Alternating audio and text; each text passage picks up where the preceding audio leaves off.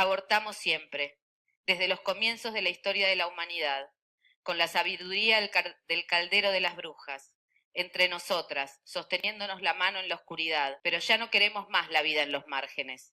Ahora decimos aborto, y lo decimos en todas partes. En 1921, cuando se redactó el artículo que hoy intentamos cambiar, las mujeres éramos consideradas incapaces.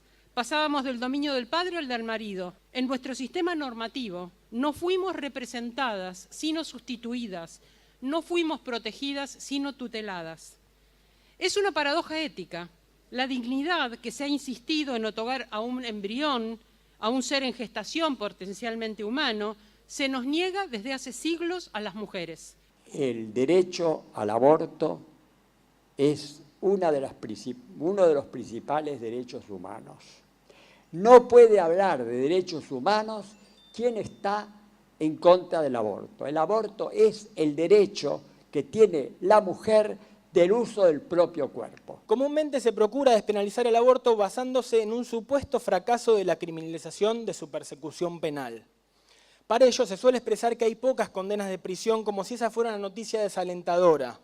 En primer lugar, esa expresión indica un profundo desconocimiento del sistema penal vigente, sistema que, adelanto mi opinión, es uno de los más humanitarios del mundo en la aplicación de la pena de aborto para la mujer. Si el aborto fuera consumado, la mujer sin antecedentes penales puede acceder a la suspensión del juicio a prueba, comúnmente conocida como probation, un beneficio que se le otorga por imperio del artículo 76 bis del Código Penal para suspender el juicio a cambio de reglas de conducta, usualmente tareas comunitarias. La criminalización del aborto implica una violación al derecho a la igualdad y a la no discriminación, ya que crea un impacto diferenciado entre mujeres y varones al reforzar, bajo amenaza penal, un estereotipo que construye la maternidad como un destino único o priorizado. La legalización del aborto, es decir, encubrir engañosamente un acto homicida bajo la apariencia de derecho, lejos de representar un progreso social, es una involución de los logros adquiridos por la humanidad. Para el derecho civil argentino, desde los orígenes de su codificación,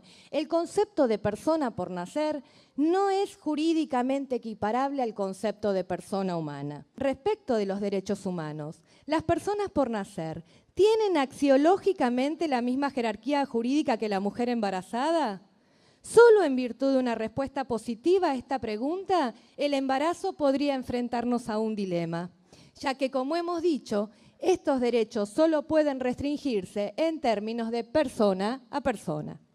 ¿Podemos restringir el derecho humano a la mujer a su proyecto de vida, a la soberanía sobre su propio cuerpo, a sus decisiones reproductivas? ¿Podemos exigirle que continúe un proceso que puede afectar su salud física o psicológica?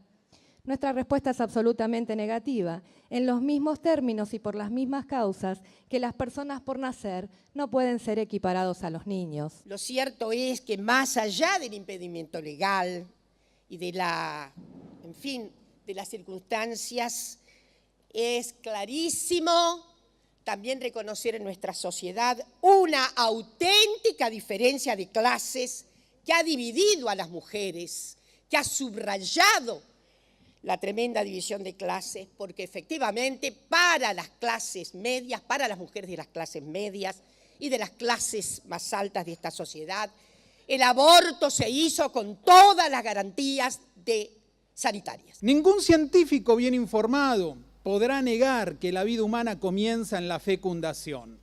La ideología favorable al aborto trata de instalar la idea de que solo existe una persona, negando la realidad y el dato duro de la ciencia que afirma que hay dos. Los médicos siempre estamos a favor de la vida, siempre vamos a estar a favor de la vida. Pero el debate no es aborto sí, aborto no, por lo menos desde el punto de vista nuestro. El debate para nosotros es aborto seguro o aborto inseguro, porque el aborto inseguro es justamente para una clase social. Y por eso les digo que el aborto es de todas las clases sociales, no hay ninguna discusión, pero la muerte por aborto no, es de una sola clase social. En un periodo de 5 años se internaron en el servicio de ginecología del Hospital Castro Rendón de Neuquén 550 mujeres con diagnóstico de complicaciones de aborto, realizado en condiciones de riesgo. 122 de ellas tuvieron diagnóstico de aborto séptico. De estas mujeres, 6 murieron, 16 fueron histerectomizadas, o sea, se fueron de alta vivas pero sin su útero.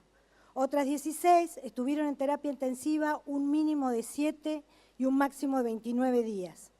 Para los que no saben, estar en terapia intensiva en un hospital que tiene terapia intermedia implica estar en asistencia respiratoria mecánica. En nuestro país tenemos más de 1000 abortos por día, más de 100 internaciones por día por causas vinculadas al aborto, y ese es un serio problema sanitario, y casi una muerte semanal por aborto. Porque las mujeres abortamos más allá de cualquier tipo de penalización y condena social. La mayoría de los métodos caseros que usaron para provocarse un aborto muestran la desesperación y el intenso e irreductible deseo de no maternar. Están dispuestas a cualquier cosa. Cuando ellas llegan, tenemos frente a nosotros una mujer que sabe que ha hecho algo ilegal y además está aterrorizada, está gravemente enferma y vulnerable y a menudo es tratada con hostilidad, indiferencia y, lo que es peor, denunciada. Yo me crié creyendo que mi madre había muerto de una enfermedad. A los 14 años, una de sus hermanas, yo vivía con ella, me dijo: tu mamá no murió de una enfermedad, tu mamá murió por un aborto ilegal, murió desangrada. Yo tenía 2 años de edad, mi hermano tenía 4 años y quedamos solos. El femicidio de mi madre fue el Estado. En sus manos está la responsabilidad. Quienes no la voten saldrán como fieras a defender y proteger la vida de sus hermanos de tierra. Saldrá el gobierno. O es más importante los LEVAC, el dólar, que la vida de los humildes, de los que tanto se preocupan con los subsidios y que parece son descartables, menos cuando tienen que votar a favor de ellos. Por sobre el derecho a elegir hay un derecho superior que es un derecho fundamental y es el derecho a la vida. El derecho a la vida es uno de los derechos fundamentales por ser uno de los derechos humanos de mayor rango. Aquí la teoría del derecho a la vida lo único que hace es ocultar el verdadero móvil de la lucha contra el aborto, que es la concepción netamente sexofóbica que tienen las religiones. Lo que yo propongo como alternativas es: hagamos un sistema de acompañamiento de esta mujer, un sistema de acompañamiento que tiene que ir desde lo psicológico, desde la salud, desde lo social, desde lo económico. Y cuando por fin nace la criatura, escucharla, darle la opción a que piense si se va a quedar con la criatura o la va a entregar a esa criatura en adopción. ¿No fue este el argumento en contra de la ley igualitaria? Solo un papá y una mamá. ¿Y cuántos de esos buenos papás y mamás salieron a adoptar niños de la calle? Mi marido Santiago y yo estuvimos 15 años para adoptar 3, 4 hermanos, para que no los separaran. Yo fui coherente con mi postura y nunca los tuve, nunca nos lo dieron. Hay 4 niños más en la calle. Quiero recordarles que en el artículo 1 de la Convención de las Naciones Unidas se considera tortura, obligar a una mujer a gestar, parir y maternar si ella no lo desea. Ningún legislador, funcionario público puede legislar en contra de estos derechos. El aborto es contrario a la salud.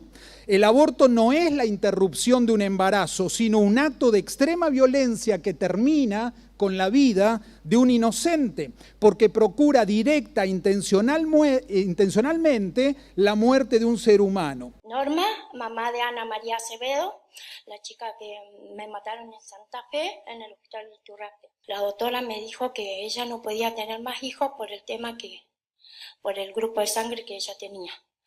Bueno, me dijo que le pida que le pida para hacerle la ligadura. Pedí todo, me mandaron de los jueces de Santa Fe a Vera y allá los doctores, la que le hicieron la cesárea a ella, le negaron la ligadura.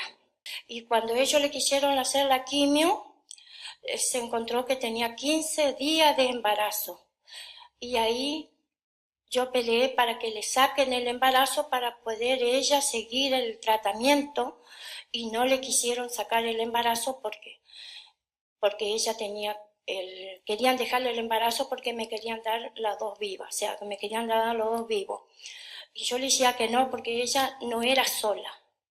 Ella tenía 3 hijitos para criar y que los hijos lo están esperando. ¿Qué pasó? Le dejaron el embarazo a los 6 meses, le sacaron la criatura, duró 24 horas y ella a los 14 días, ella falleció. De que le hicieron la cesárea hasta que ella falleció, no hubo ningún doctor que a ella la atendiera. En la Argentina, 1 de cada 2 niños es pobre. Las mujeres pobres tienen 4 o 5 hijos, mientras que las mujeres de clase media tenemos 2 o 3. Y eso es porque nosotros tenemos la plata para abortar, pero las mujeres pobres no tienen. Es un tema de justicia social. Sabemos que en los países en donde se permite la interrupción del embarazo con mayor amplitud y flexibilidad, los abortos son numéricamente más reducidos, que penar conduce a aumentar los abortos inseguros y la mortalidad de mujeres gestantes, aún en los casos admitidos por el Código Penal, porque los prejuicios y la discriminación hacia las mujeres pobres las llevan a la cárcel, como a Belén en Tucumán, o a la muerte, como a Ana María Acevedo en mi provincia. Durante el juicio al cura genocida Christian Federico von Bernig, un rol en las sombras. En ese juicio fui abogada de las víctimas y recuerdo cómo Adriana Calvo, sobreviviente, que parió en cautiverio, la desvelaba a acusar a von Bernig y a sus jefes, Echecolás y Camps, porque con su picana, con sus golpes, provocaron decenas de abortos en detenidas desaparecidas, que llegaban embarazadas a la sala de tortura. Nunca se escuchó a Guer ni a ninguno de ellos levantar las voces por esas vidas. En ninguna página de la Biblia hay condena para el aborto, porque el aborto no era considerado ni pecado ni crimen dentro de la ley mosaica ni el período neotestamentario. Tampoco hay un momento determinado para indicar el comienzo de la vida humana en la Biblia. El patriarcado eclesiástico es el que, a lo largo de los siglos, quiere hacer creer a las mujeres que hay un mandamiento que las convierte en asesinas si desean abortar. No es así. Sobre las mujeres, sobre todo sobre aquellas con menos recursos económicos, siempre hay un dedo levantado. O se embarazan para cobrar un plan, o son inconscientes porque paren como conejas, yeguas si elegimos no parir, zorras si no somos efectivas en la contraconcepción y lo que buscamos es atrapar a un hombre. A nosotras siempre nos toca la animalidad, solo humanizada cuando encajamos en los planes ajenos. Como todos dicen, mi cuerpo es mi cuerpo, ok, decidan, pero también hay métodos para cuidarse todas las mujeres, todas podemos cuidarnos. Si tuviste relación anoche porque te fuiste de joda y fue el primero que te bajó el calzón, agarrá, tomate la pastillita del día después y listo. No espere un mes que, uy, la regla no me bajó, ¿qué hago? Aborto. Primero lo que hacen, me voy a un aborto, me tomo una pastillita para que me baje. Hoy en día, chicas de 13, 14 años no piensan con la cabeza, piensan con la bombacha. Yo también aborté a los 19 años en una clínica clandestina en Córdoba y hoy puedo contarlo, igual que ustedes, porque sobrevivimos. Trajeron a una mujer humilde a decir que las mujeres abortábamos porque pensábamos con la bombacha, que las niñas de 14 años, en muchos casos, niñas abusadas, pensaban con la bombacha y no con la cabeza. Yo les traje esto porque me parece muy alusivo decirles que esas 500.000 mujeres que abortamos, entonces todas abortamos con la bombacha en la cabeza, ¿sí? Esas 500.000 mujeres que después de abortar levantamos nuestra bombacha y volvemos a trabajar a nuestros lugares de trabajo. Me encuentro entre quienes defienden el aborto legal para afirmar el derecho al disfrute sexual separándolo absolutamente de la reproducción. Es un derecho humano fundamental. Ahora bien, ¿por qué ocurren los embarazos no planeados? Porque las mujeres deseamos menos hijos de los que naturalmente resultan de una vida sexual activa. Porque aún no todas las personas pueden controlar su fertilidad. Vaya porque redondeando, por existen favor. relaciones sexuales que no son voluntarias ni deseadas. porque los métodos anticonceptivos fallan. Y por último, esto sí para que se les quede grabado, porque una mujer pasa 35 años de su vida mes a mes sometida al riesgo de tener un embarazo no planeado. Cuando yo era adolescente me dijeron que no tenga sexo porque me podía morir en un aborto clandestino. Yo no se lo voy a decir a mi hija. No se lo voy a decir y no voy a parar hasta que mi hija mujer tenga los mismos derechos que mi hijo varón. Porque las nenas necesitan, y las adolescentes, crecer en un mundo en donde tengan los mismos derechos que sus novios, sus compañeros de clase, sus amigos y sus hermanos varones. El movimiento secundario se viene movilizando por una educación sexual que nos enseña a vivir nuestra sexualidad de una manera libre, placentera, consentida, segura y responsable. Me parece absolutamente irresponsable que incluso habiendo una ley de educación sexual integral sancionada desde el 2006, hagan caso omiso a nuestras necesidades sistemáticamente y para pasarlas por encima con necesidades ajenas, morales y clericales. En las escuelas no se nos incentiva a hacer preguntas, y menos entonces se nos otorgan respuestas. Y es una cuestión de oferta y demanda que los estudiantes tenemos muy clara. Lo que se demanda es información. Queremos que nos enseñen que la diversidad sexual existe, queremos que nos hablen del ejercicio del placer, que nos introduzcan al mundo de la anticoncepción, y cómo es posible que a cambio se nos ofrezcan oídos sordos, miradas llenas de juicio y órdenes que parecen ineludibles en cuanto a la maternidad. Fui al consultorio privado de un médico, conocido en ese momento por ser el jefe de obstetricia de un importantísimo hospital público. Separados por el escritorio hicimos los intercambios. Él me dio las recomendaciones y yo le di la plata. Una semana más tarde fui con mi mamá y mi hermana al departamento de Avenida Santa Fe y Ascuénaga, que ese mismo médico usaba para las intervenciones. De la única puerta que estaba a la vista salió a los 20 minutos una chica de unos 15 años acompañada por su mamá. Al momento, una mujer de ambo color verde se asomó y dijo mi nombre. Me prepararon en una habitación más parecida a un pasillo que al mismo tiempo contenía otra puerta que luego supe comunicaba con el quirófano. El quirófano era la cocina, amplísima, típica de esos edificios de categoría de Recoleta construidos en los años 50. Lo único que había en el espacio era una camilla ginecológica. El médico era muy amoroso, me dijo esto va a ser muy rápido, quédate tranquila. Después me dormí. Aparecí tendida en otra camilla, en el mismo pasillo estrecho del inicio, con mi mamá y mi hermana sosteniéndome cada una mano. El médico se acercó, me dio un beso y me dijo que ya pasó. Yo quedé embarazada a los 23 años. Usaba un diafragma como método anticonceptivo y todas mis amigas también. Si aún hoy es conflictivo que los hombres usen preservativo, aduciendo pérdida de placer y manipulando así la voluntad de las mujeres, imaginen que hace 20 años el abuso era mucho peor. El sexo, yo estoy segura que los varones conocen muy bien, no embaraza a los hombres. A menos, obviamente, que se trate de una modificación anatómica y en el caso de personas transgéneras.